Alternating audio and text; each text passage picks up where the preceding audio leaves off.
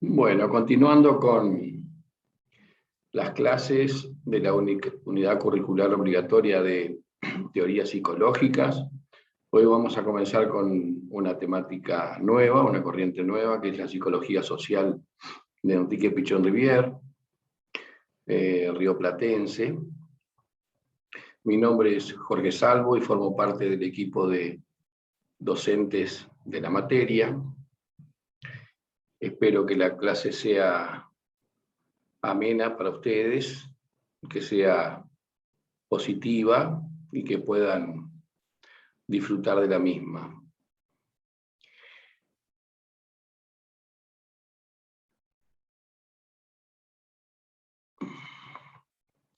Vamos a pasar unas láminas. Bien, este es el equipo de docentes de teorías psicológicas. Vamos a empezar con psicología social. Nos introducimos en un nuevo campo teórico, en un nuevo campo reflexivo, crítico, de lo que implican las diferentes líneas teóricas y metodológicas de la psicología en general. Y aquí nos encontramos con Enrique Pichón Rivière, psiquiatra, psicoanalista, una persona de relevancia muy importante en todo lo que tuvo que ver con el desarrollo de la psicología y de la psiquiatría también en el Río de la Plata y en el mundo, un pionero, un transgresor de todo lo que se venía dando como pautado y establecido hasta ese momento, y a mi entender, a mi modesto entender, un adelantado para su época. Él nace en Ginebra, en Suiza, y se traslada con su familia a Buenos Aires, previo un breve pasaje y una estadía por España. Trato de dimensionar un poco lo que significa este cambio bastante importante de contexto de una Europa de principios del siglo XX a Sudamérica en la misma época. Su familia se viene desde Ginebra y se instala en el Chaco argentino, con todo eso, con todo lo que significa en el 1910, principios del siglo XX, el Chaco argentino, una zona muy agreste, una zona selvática y una zona bastante inaccesible desde el punto de vista de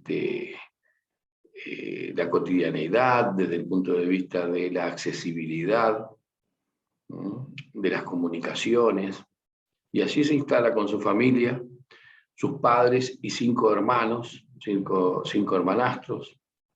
Aquí hay una peculiaridad muy importante que tiene que ver con la historia de Pichón Rivière. Él es el único hijo de ese matrimonio y el resto de sus hermanos, sus 5 hermanos, son hijos por parte de su papá. Él se casa con el papá en viuda y se casa con su cuñada. O sea que hay una trama familiar ahí bastante intrincada, porque en definitiva los hermanos de Enrique vendrían a ser los sobrinos de su mamá, y vendrían a ser sus primos, o sea, un conglomerado familiar y una estructura familiar bastante peculiar y bastante particular. Sus padres vienen, digamos, emigran por razones ideológicas, eran de un pensamiento y de una ideología socialista, donde evidentemente en la Europa de 1900, de principios del siglo XX, era muy convulsivo todo el tema político, social, cultural y económico. Él estudia medicina, se titula en psiquiatría, siempre fue una persona muy inquieta por todo el acontecer humano, todo lo que lo rodeó a él, su historia particular lo inquietaba y le motivaba permanentemente a buscar, a indagar, a conocer y a encontrar respuestas. Él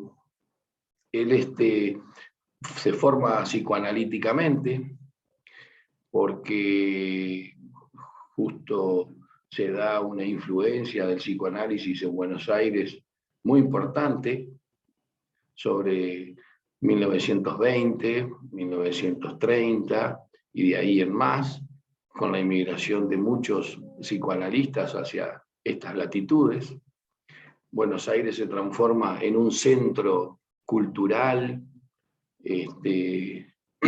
filosófico, social, donde el psicoanálisis tiene gran trascendencia.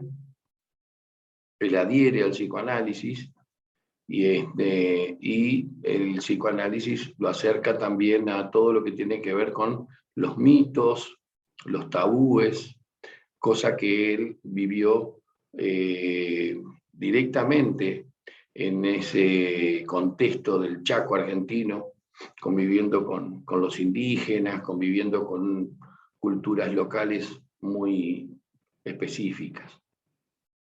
Y así como dice en la lámina que les estoy mostrando, que su vocación surge en el psicoanálisis, en esto de lo que Freud llamó la novela familiar, entre las relaciones entre el hombre y la naturaleza y la familia, cosa que le generaba una gran inquietud a Enrique Pichón Rivière.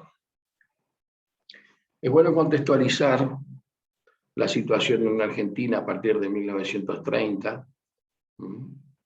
La Argentina,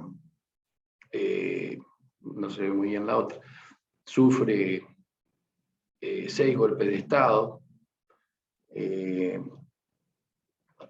muy consecuentes unos detrás del otro prácticamente, donde hay periodos de democracia muy cortos. Diríamos que recién a partir del año 82 hasta la actualidad se ha estabilizado la democracia en Argentina. ¿Y por qué esto de los golpes de Estado y el contexto? Porque tiene que ver evidentemente con un contexto bastante conflictivo a nivel social, a nivel político, a nivel económico. Cada uno de esos golpes de Estado está evidentemente relacionado a las circunstancias sociales, movimientos sociales, muchas situaciones de conflicto a nivel obrero, a nivel educativo y también a nivel de todo lo que tenía que ver con la salud. La trayectoria de Pichón tiene múltiples referencias. Es una persona que tiene la particularidad de incluir su propia historia personal en su cuerpo teórico, pero de manera directa, de manera específica y detallada y analizada. Si bien todo pensador se involucra desde lo subjetivo en lo que quiere producir, en lo que quiere crear, Pichón no solamente se involucra, sino que trata de sistematizarlo y entenderlo. Inclusive tiene un libro que recomiendo leerlo, que no está en la bibliografía específica para la materia, pero que sería muy interesante, que se llama Psicología de la Vida Cotidiana, donde sistematiza justamente el acontecer cotidiano, y de allí, más adelante, en próximas clases veremos cómo también se relaciona con la salud y la enfermedad.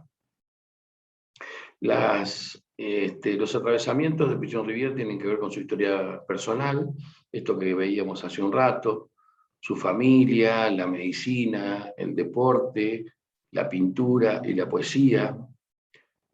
Los aconteceres familiares están muy presentes en él permanentemente.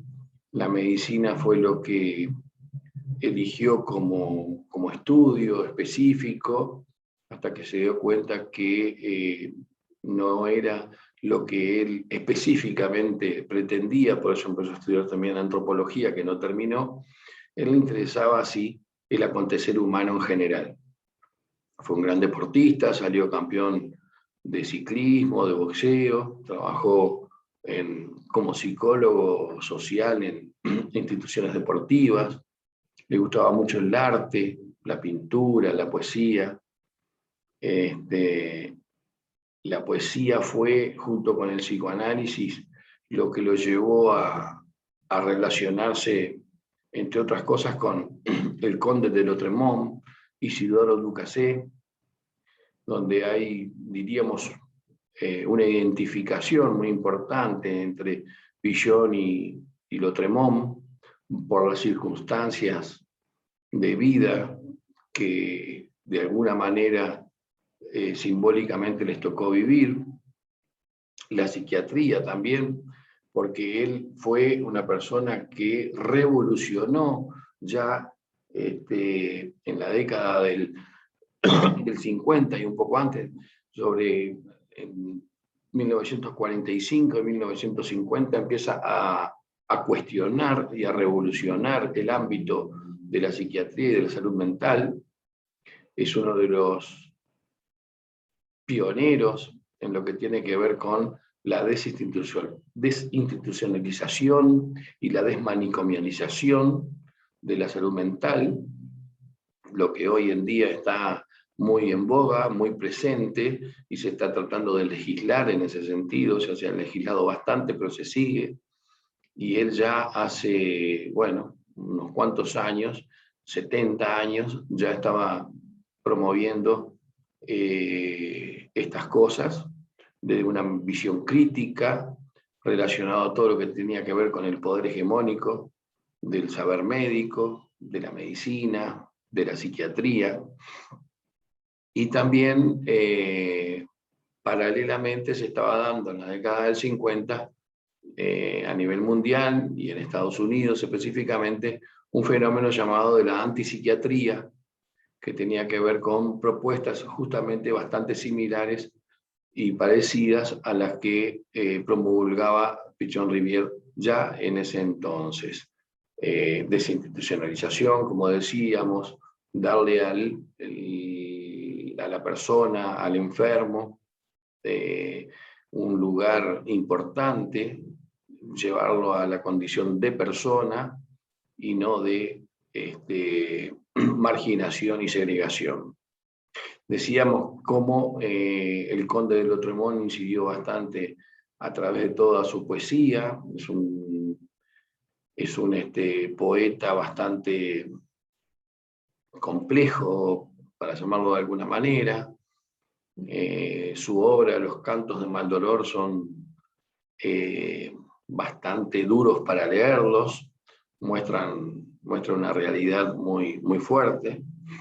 Y bueno, era uruguayo, nació en Montevideo, en pleno sitio de 1846 de Montevideo, y murió a los 24 años en París, cuando París estaba sitiada por los prusianos.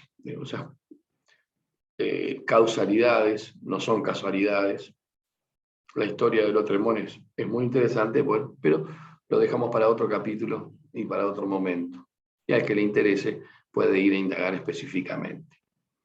Una incidencia sumamente importante tiene que ver con la filosofía marxista, con el dualismo y el materialismo histórico en Pichon-Rivière. Era de alguna manera lo que a él lo llevaba a tratar de entender muchas de las posturas de la filosofía y de la psicología en general. Él introduce lo dialéctico en su cuerpo teórico, en su marco teórico, se fundamenta en base al materialismo, como que el sustrato, el origen del psiquismo tiene una instancia material, y ahí es donde empieza a, digamos, a cuestionar, a separarse de lo que significaba la postura estrictamente ortodoxa freudiana del psicoanálisis, que como ustedes ya vieron y ya han visto, han estudiado, se sustenta en el deseo, en algo que tiene que ver con no material, sino más bien desde lo que tiene que ver con un sentimiento, de lo que tiene que ver con lo afectivo. Pichon-Rivière no deja de lado el deseo, pero dice que el origen y el motor del psiquismo o de la condición humana está dado por algo material y que se refiere específicamente al concepto de necesidad. A partir de la necesidad surge el deseo. Y ahí es donde él le da la base materialista a su cuerpo teórico y a ir conformando su teoría de la psicología social. Es más, Pichon-Rivière sostenía que Freud fue el primer psicólogo social para él, y sobre todo en el libro de Psicología de las Masas y Análisis del Yo de Freud, pero que le faltó adentrarse, tal vez por una cuestión más de formación y de contexto también, llevarlo al plano de la dialéctica, a un plano donde podría ser capaz un tanto más complicado. Y aquí plantea Pichon-Rivière antinomias, dicotomías, opuestos, los pares de opuestos que tiene que ver con la dialéctica. La dialéctica nos plantea una tesis, una antitesis, que genera una síntesis, y luego esa síntesis se va a transformar nuevamente en una tesis y va a surgir una antítesis, y así dinámicamente, dialécticamente, se va a ir conformando el marco conceptual y teórico, entre lo individual y lo social, lo innato, lo adquirido, lo interno, lo externo, lo real y lo fantasiado. Y otro atravesamiento muy importante en la conformación de su teoría en Pichon-Rivière tiene que ver con el concepto de la tristeza. Y voy a leer textual. Él dice: en una primera época sentía la tristeza como algo fijo, lastimándome siempre y sin saber el motivo real. Desde entonces no he hecho otra cosa que estudiar para revelar algo más de mi propio misterio. Él dijo de que la tristeza, decía y dijo que la tristeza siempre lo acompañó, un sentimiento muy presente en él, el cual llegó a entenderla, pero no a superarla. La historia de Pichon-Rivière está rodeada de muchas tragedias, en lo familiar y en lo social también, no solamente en lo que tiene que ver con acontecimientos importantes de muertes, sino también en lo que tiene que ver con su inserción profesional en los campos de acción, en los hospitales, donde realmente pasaron acontecimientos bastante trágicos relacionados a no estar de acuerdo con su postura referente a la intervención, referente a el tratamiento de las personas, sobre todo con discapacidad de salud mental. Otro tipo de influencias tiene que ver con, evidentemente, la conducta como una totalidad, con esta evolución dialéctica, el psicoanálisis, el cual la psicología social de Pichon-Rivière no se separa nunca del psicoanálisis como cuerpo teórico, como marco teórico. Podemos decir que transforma algunos conceptos y algunas ideas psicoanalíticas, pero siempre la psicología social de Pichon-Rivière está relacionada al concepto de inconsciente. En el conductismo, todo lo que tiene que ver con las conductas desviadas, el conflicto, la adaptación al medio, él lo considera algo muy importante en cuanto a que lo vivía permanentemente en sus pacientes en el hospital. Toma, con respecto a la Gestalt, la visión holística, la visión totalizante del ser humano y la realidad como un todo complejo. O sea, Pichon-Rivière ya en esa época, como decíamos, a mediados del siglo XX, empieza a cuestionar el paradigma reinante, positivista, ya empieza a incorporar aspectos más relacionados a lo que hoy llamamos el paradigma de la complejidad, que ya estaba surgiendo también, sobre todo en Francia, y a un pensamiento mucho más abarcativo, que habla de la interacción, de la interciencia, de lo dinámico, de lo cambiante. Critica el antropocentrismo, de las corrientes, porque evidentemente no tomaban esta dinámica dialéctica. La dialéctica es cambio, es movimiento permanente, es una escalera que va subiendo, y que por momentos se desciende y luego se vuelve a subir. Lo ecológico empieza a introducir todo lo que tiene que ver con la dimensión ecológica y amplía la relación objeto-sujeto a través del concepto más importante que él plantea, que es el concepto de vínculo, que es específicamente el objeto de estudio de la teoría pichoniana. Hay quienes, cuando hablan de la psicología social de Pichon-Rivière, hablan de la psicología del vínculo. Y en este caso, el vínculo sustituye al concepto distinto en Freud. El marxismo, como decíamos, que ideológicamente la filosofía, más allá de su accionar ideológico, político, donde de alguna manera se enfrentaba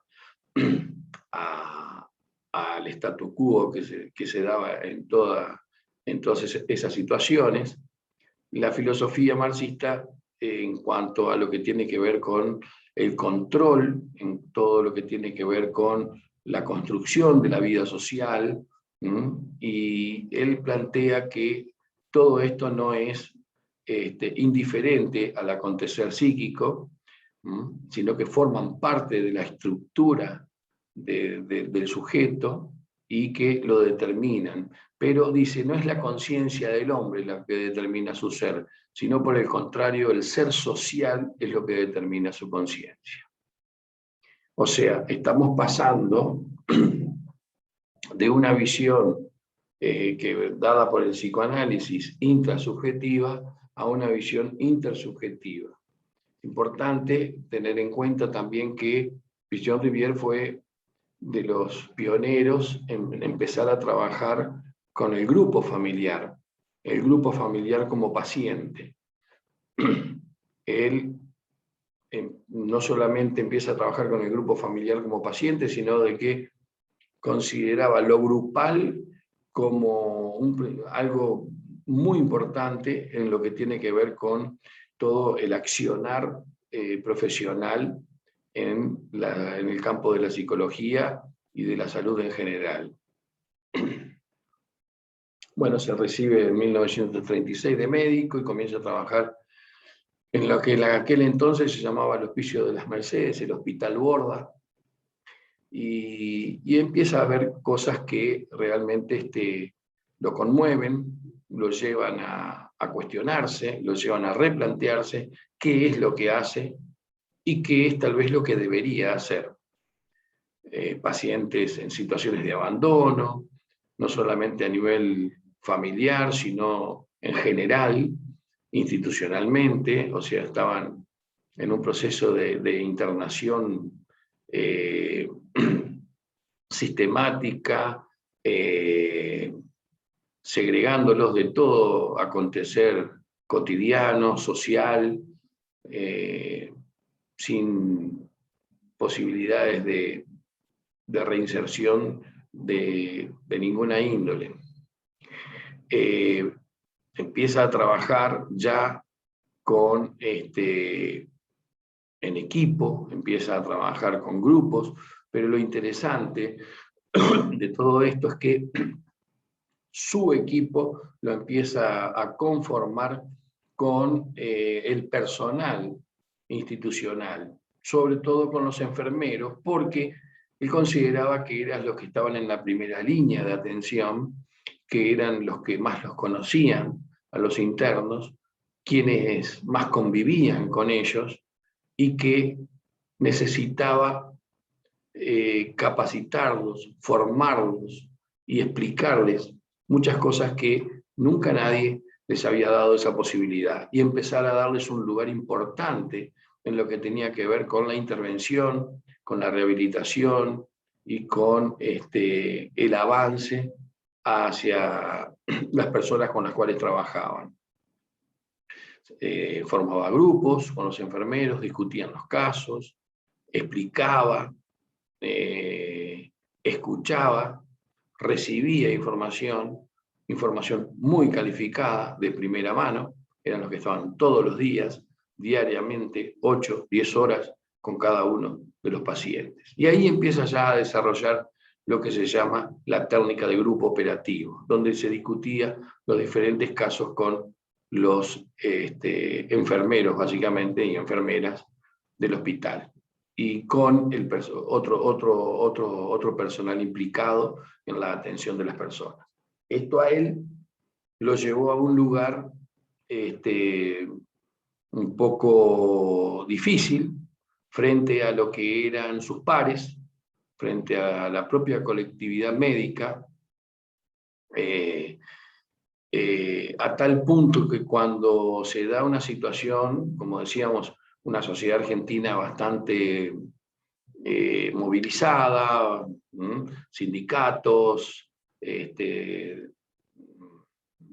cuestionamientos políticos, dictaduras, represión y problemas a nivel social y económico.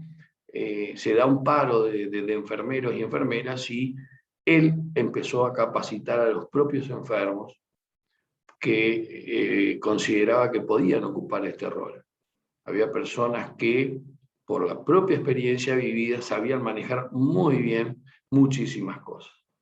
Claro, se dio cuenta de que estas personas se sentían útiles, se sentían que estaban recobrando un aspecto de su vida que lo tenían totalmente negado, que lo tenían bloqueado, y podían generarse espacios de mejora, de productividad, de creatividad, pero a esto, aún más sumado al anterior, lo enfrentó de manera violenta a la sociedad médica, que no quería perder el poder hegemónico del saber sobre y de sometimiento sobre los pacientes en este caso, a tal punto que se dio una situación donde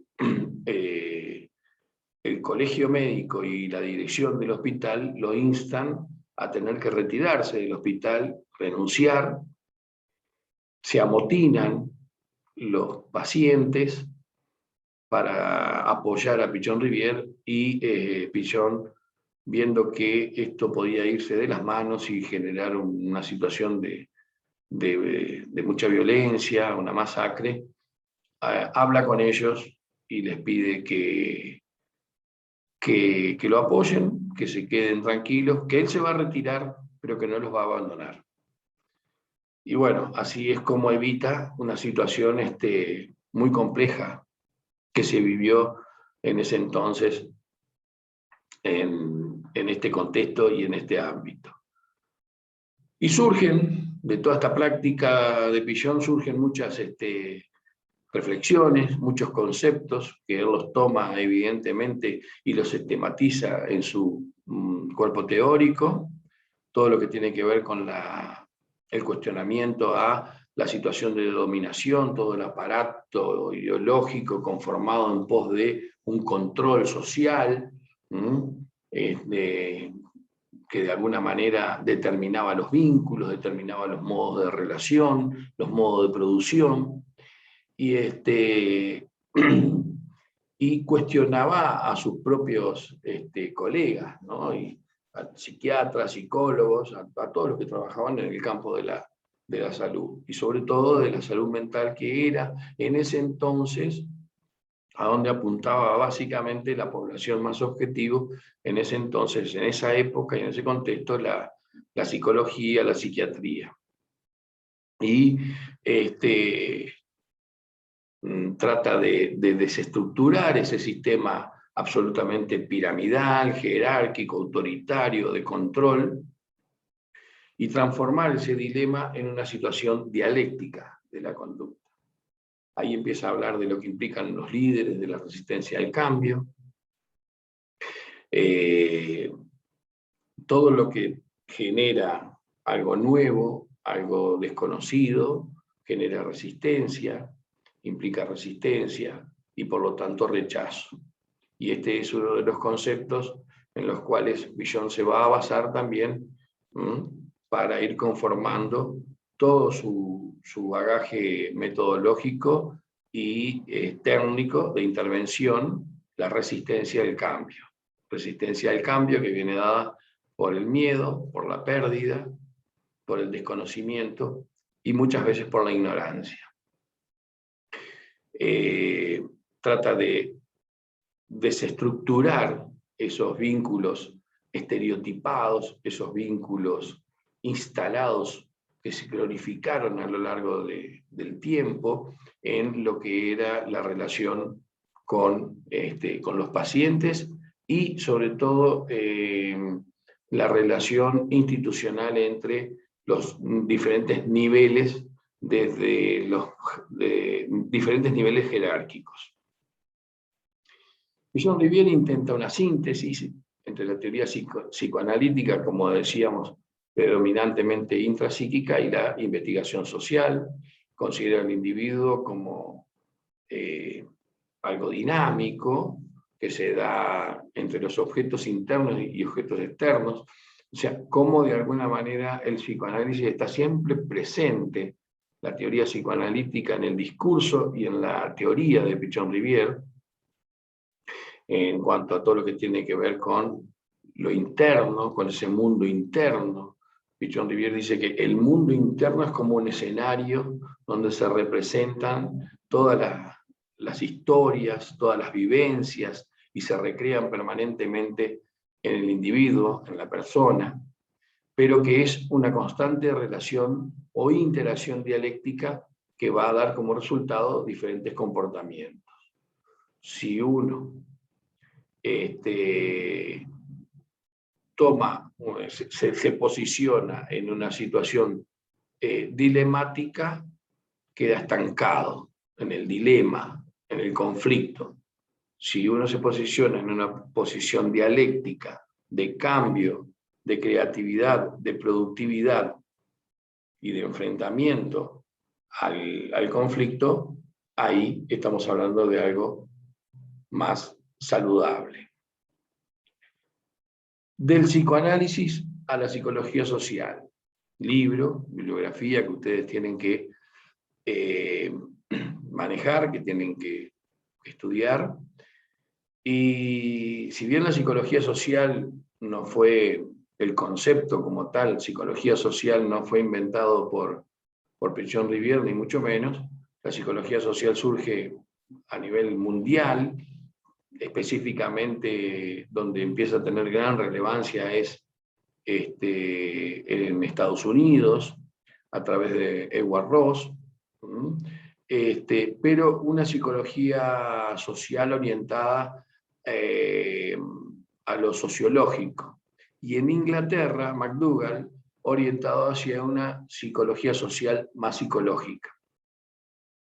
¿Qué significa esto? Bueno, la psicología social de Edward Ross dice que tiene más incidencia lo social que lo psicológico. Y la de McDougall, al revés. Hay más incidencia en la determinación de la psicología social de lo individual que del colectivo, de lo social o de lo externo. Decíamos, el concepto de psicología, el objeto de estudio, perdón, de la psicología social es el vínculo. Después vamos a entrar en detalles en este concepto, que es la relación entre un sujeto y un objeto, donde se dan determinados procesos de aprendizaje, de comunicación, y dependiendo de cómo se den esos procesos, qué tipo de vínculos se van generando. Pero sí, ahora en este momento es importante considerar de que el objeto de estudio de Pichon-Rivière a través del vínculo va orientado a la transformación de la realidad a través de la dialéctica entre la formación o la estructura social y la fantasía inconsciente del individuo. ¿Vieron cómo se va integrando lo social con lo individual, lo intrasubjetivo con lo intersubjetivo, de una manera dinámica, dialéctica, que se pueden llegar a oponer dialécticamente y generar una síntesis? Ve al hombre como un ser interno y externo a la vez, establece al grupo como el espacio y el lugar donde se dará la indagación del interjuego entre lo psicosocial, que tiene que ver con el grupo interno, y lo sociodinámico, que tiene que ver con lo externo. Y a través de todo lo que implica en la grupalidad los roles que se asumen y los roles que se adjudican. De ahí vamos a escuchar hablar, por ejemplo, del chivo expiatorio, del saboteador, en fin, de una serie de conceptos relacionados a las dinámicas grupales y a la intervención desde la psicología social. La historia de la psicología social de Pichon-Rivière es la historia de las dificultades y posibilidades para lograr una explicación científica entre lo individual y lo social, entre el individuo y la sociedad. Como decíamos, los sociologistas planteaban el determinismo, sobre todo los ingleses, de la sociedad sobre las conductas individuales, y los norteamericanos más jerarquizaban más el papel del individuo sobre las conductas sociales. Aquí en Estados Unidos, en este entonces, empiezan a aparecer las primeras posturas e investigaciones a nivel de la psicología social de Elton Mayo, que se radicaba más que nada en lo que tenía que ver con la investigación y la intervención a nivel de los ámbitos de trabajo. Todo relacionado evidentemente a un contexto de capitalismo, consumo, necesidades de producción y de adecuación a los mismos. Pero ambas posturas están buscando resolver la relación individuo-sociedad. Y en este contexto, como dice Pichon-Rivière, atrapado por un falso dilema individuo-sociedad, es que nace la psicología social propuesta por Enrique Pichon-Rivière. Pichon intenta construir una psicología social de base psicoanalítica. No se ve muy bien la diapositiva, lamentablemente, pero la van a tener bien cuando se le suba a la plataforma. De base psicoanalítica va a estar centrada en estudio de los individuos, de los grupos y de las instituciones insertos en una vida cotidiana históricamente determinada. Este es un concepto, o sea, es una frase realmente muy contundente, porque Pillon no solamente se delimitó al abordaje individual y grupal, ya sea la familia, la inclusión de la familia, en las psicoterapias, en los abordajes clínicos, sino también en las instituciones y en una vida cotidiana históricamente determinada. Yo les decía al principio la importancia de la vida cotidiana y de la sistematización de la vida cotidiana, que más adelante lo vamos a ver en todo lo que implica, como les decía, el concepto de salud y enfermedad.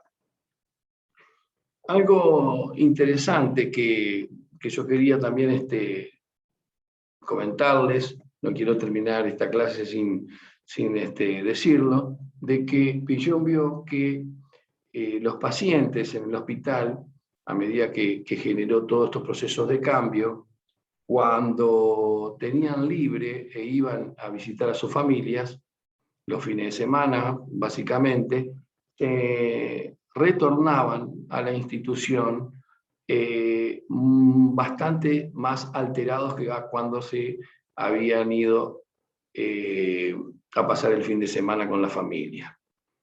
Empezó a buscar, a investigar qué pasaba en el ámbito familiar, debido a que el paciente estaba estabilizado, estaba bastante estable, pero cuando volvía los lunes volvía totalmente desorganizado. Y ahí es que, investigando, empieza a darse cuenta de la incidencia del factor familiar, de los vínculos familiares y de las relaciones que se dan intrafamiliarmente. Esto, en esta época, década del 50 aproximadamente, paradojalmente coincide con la teoría familiar sistémica que se estaba conformando en California, en el grupo de Palo Alto, con las investigaciones y la incidencia de lo familiar en los conflictos individuales. Y digo paradojalmente porque uno en Latinoamérica y otro en el norte de América estaban trabajando, diríamos que de forma bastante similar en lo que tiene que ver con el abordaje del ser humano, o sea, de las personas en general, cuando tienen una situación de conflicto, una situación de sufrimiento y de dolor. Nos vemos en la próxima clase.